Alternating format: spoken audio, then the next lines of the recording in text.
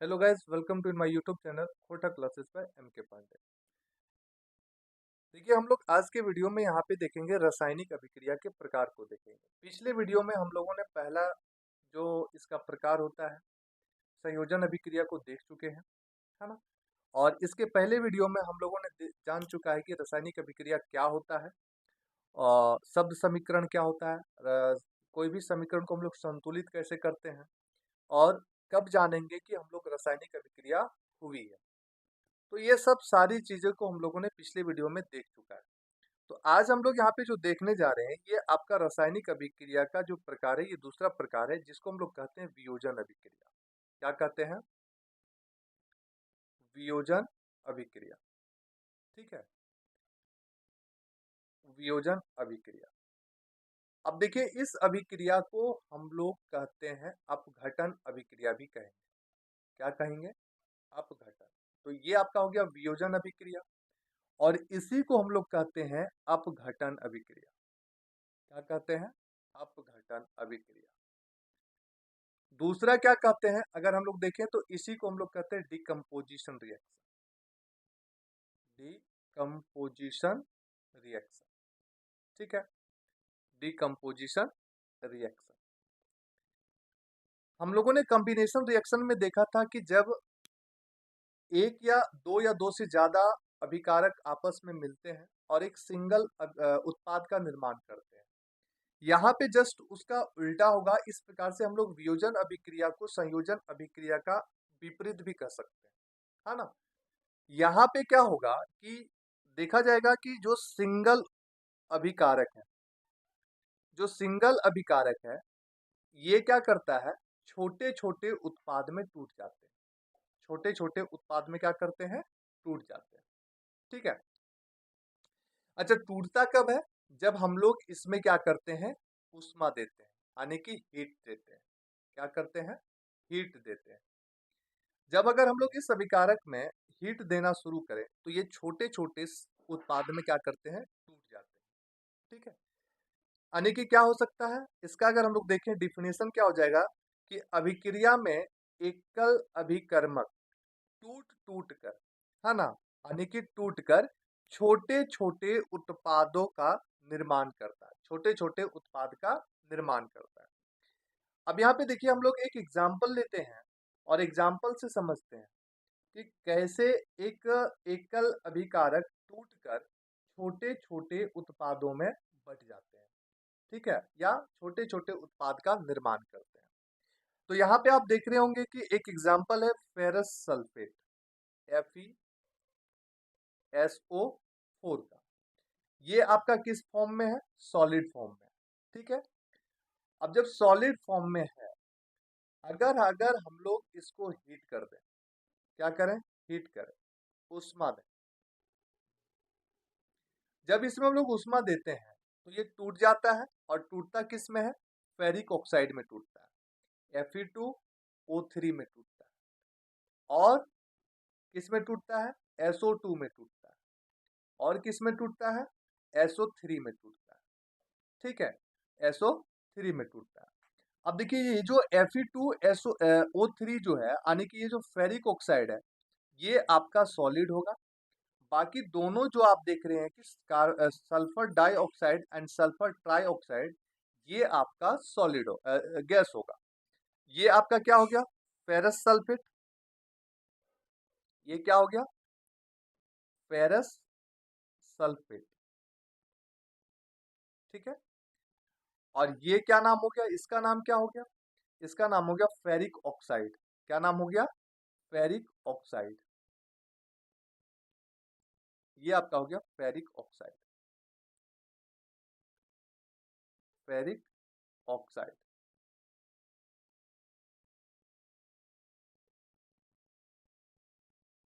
ठीक है। अब थोड़ा यहाँ पे समझते हैं कि फेरस सल्फेट का सूत्र हम लोग कैसे लिखेंगे और फेरिक ऑक्साइड का सूत्र हम लोग कैसे लिखेंगे। तो यहाँ पे देखिए, फेरस है, +2 आएगा, +2 आएगा। और यहाँ पे आप देख रहे हैं फेरिक है, यहाँ पे +3 आएगा। यानी कि जब फेरस है तो आयरन की जो चार्ज होगी, वो क्या चार्ज होगी? Fe2+। और सल्फर का चार्ज क्या होता है, SO4 2 माइनस। यहाँ क्या करते हैं, इस चार्ज को हम लोग नीचे लिख देते हैं और इस चार्ज को हम लोग भी नीचे लिख देंगे।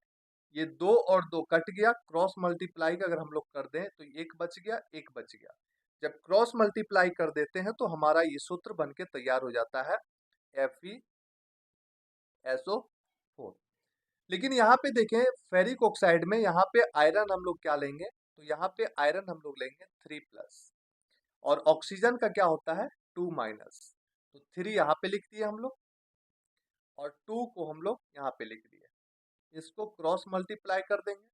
अब ये Fe के पास 2 आया तो Fe2 लिखे, Fe2 लिखे, और ऑक्सीजन के पास 3 आया इसलिए इसको हम लोग लिखे हैं O3 लिखे।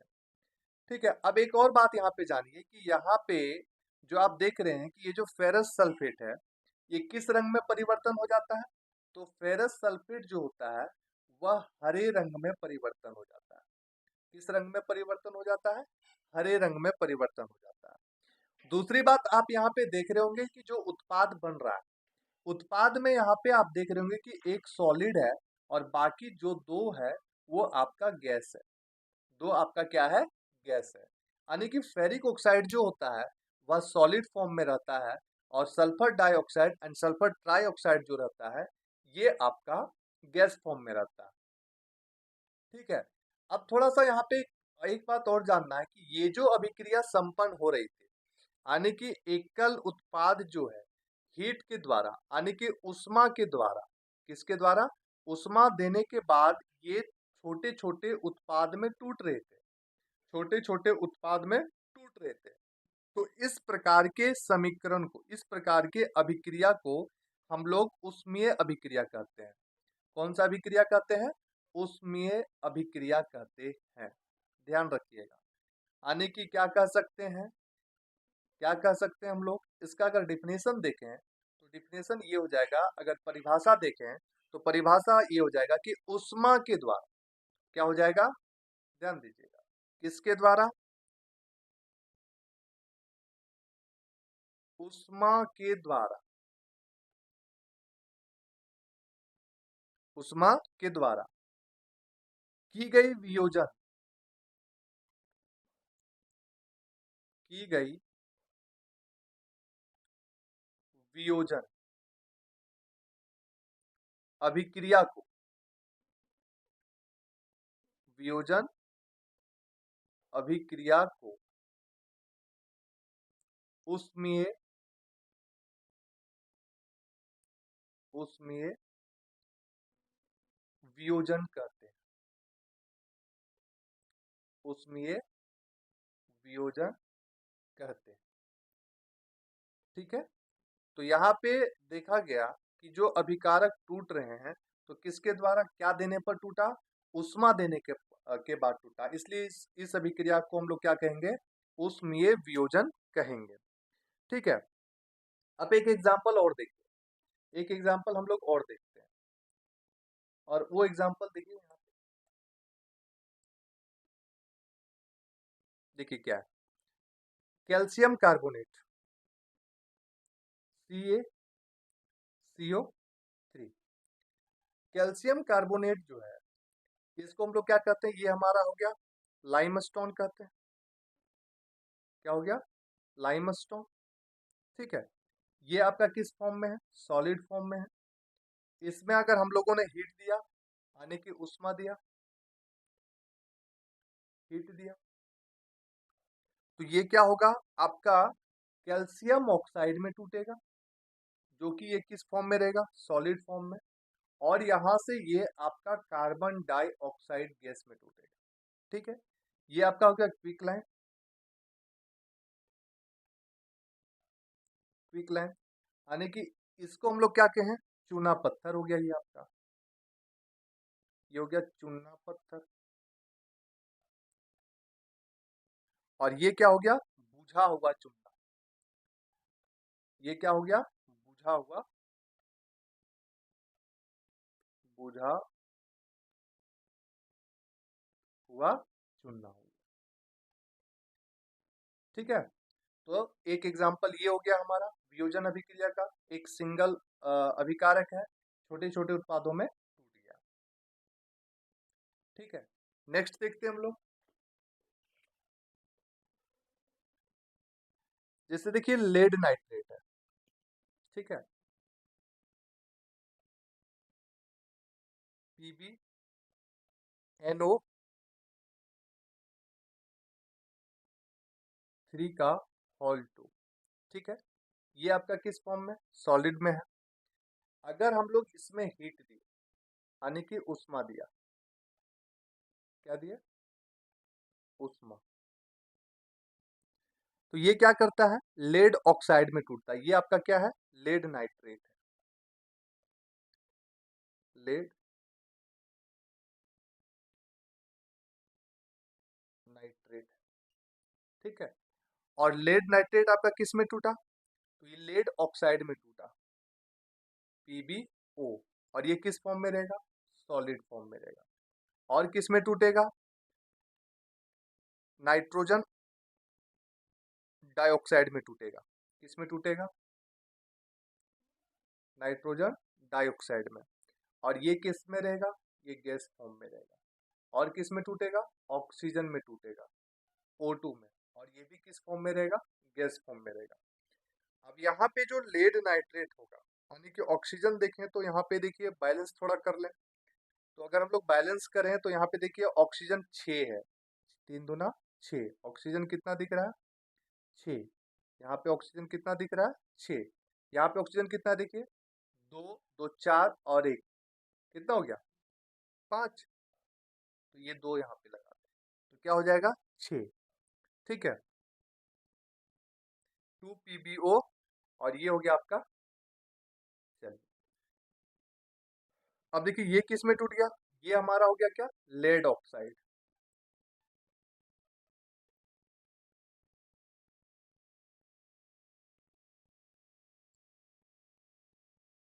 लेड ऑक्साइड, ठीक है।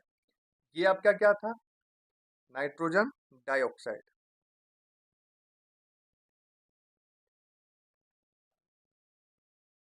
नाइट्रोजन डाइऑक्साइड, ठीक है। ये जो निकल रहा है नाइट्रोजन डाइऑक्साइड जो निकलेगा, ये किस प्रकार का धुआं, मतलब धुआं टाइप पर निकलेगा, धुआं उत्सर्जित करेगा। कौन, ये नाइट्रोजन धुआं के रूप में निकलेगा। और जिसका कलर किस प्रकार का होगा, तो कलर होगा भूरा रंग का। किस प्रकार का होगा, भूरा रंग का धुआं उत्सर्जित करेगा,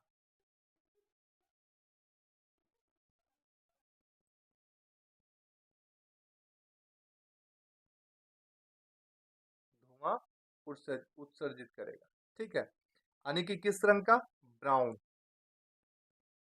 ब्राउन कलर, ठीक है। नेक्स्ट देखिए, अब एक प्रकार का यहाँ पे देखिए कि AgCl, सिल्वर क्लोराइड, AgCl, ठीक है। ये आपका किस रूप में है, सॉलिड रूप में। अगर इसको हम लोग AgCl को सूर्य के प्रकाश में रख दें, सूर्य का प्रकाश में रख दें, यानी कि कहाँ पे, सनलाइट में,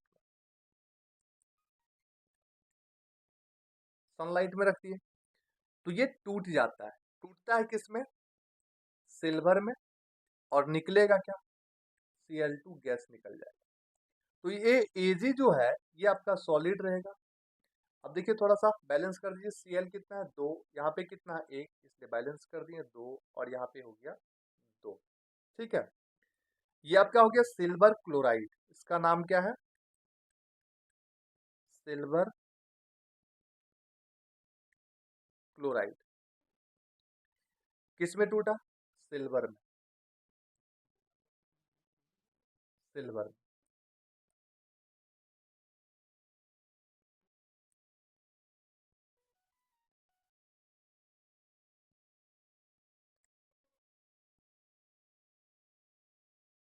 ठीक है। ये हो गया आपका सिल्वर क्लोराइड।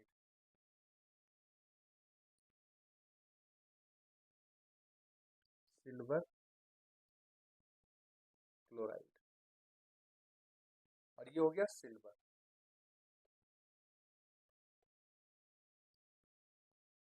अब थोड़ा सा यहाँ देखिए, ये जो सिल्वर क्लोराइड था ये किस कलर का था? अगर हम लोग इसका रंग देखें तो ये किस रंग का था?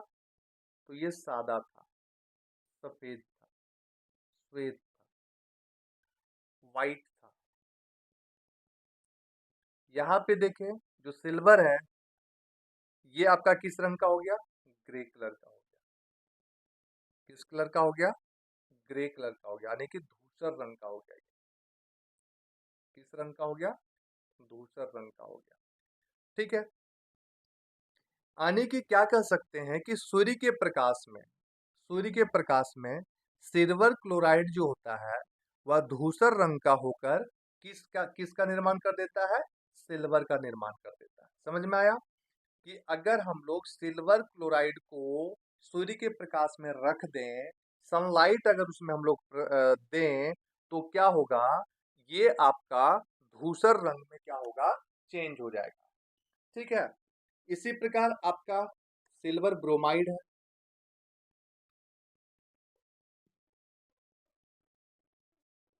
सिल्वर ब्रोमाइड है, AgBr। ठीक है, ये भी सॉलिड में है। इसमें भी सूर्य का प्रकाश दिया, यानी कि सनलाइट, यानी कि सूर्य का प्रकाश दिया। ठीक है, ये किस में टूट जाएगा? Ag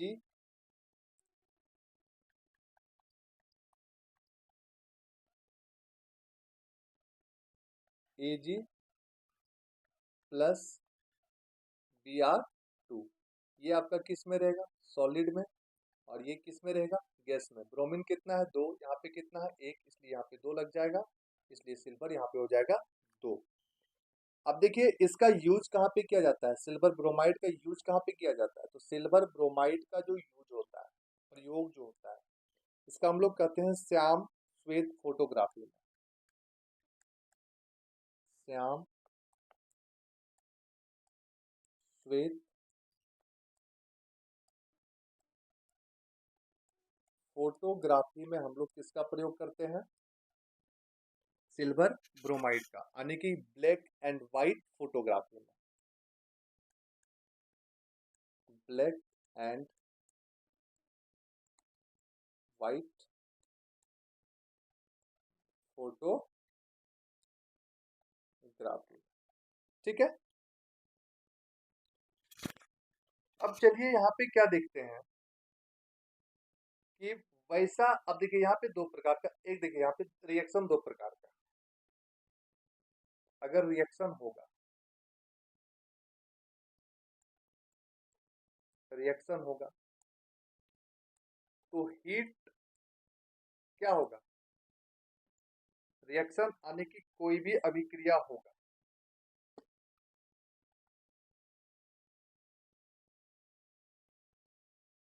कोई भी अभिक्रिया हुआ,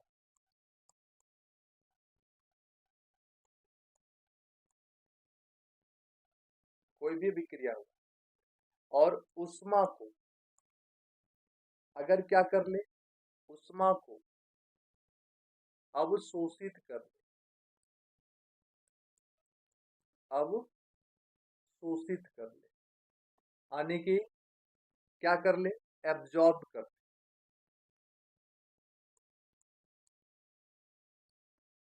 एब्जॉर्ब कर ले। तो इस प्रकार के रिएक्शन को हम लोग कहते हैं उष्माशोषी। इस प्रकार के अभिक्रिया को हम लोग कहते हैं उष्माशोषी।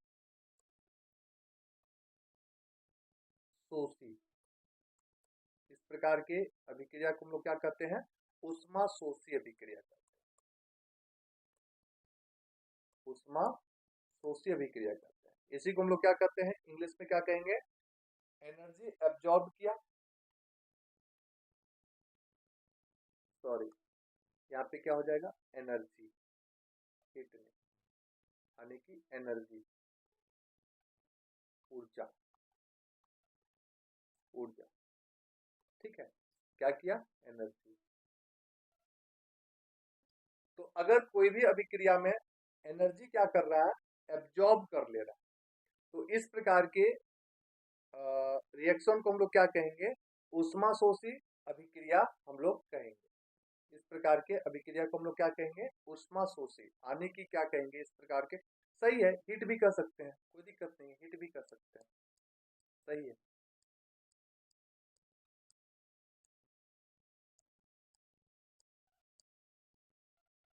उष्मा या ऊर्जा,